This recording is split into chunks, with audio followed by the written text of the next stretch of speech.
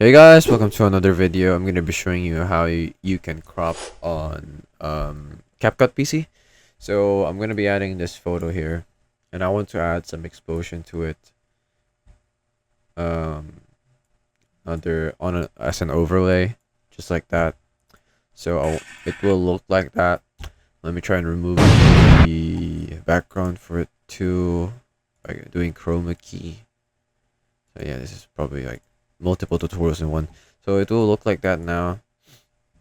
However, I only want a part of the explosion to show, not the entire thing. So what I just need to do in order to crop the video is to go over here to crop, then just choose the part of the video that you want to show. Let's say I just want to show this part, and now it will look like that. And even if you, as you can see, the entirety is filled with explosion. So yeah, it's as simple as that. That is how you can crop a video on CapCut PC. I hope this video helped you, and I'll see you in the next one. Thanks for watching.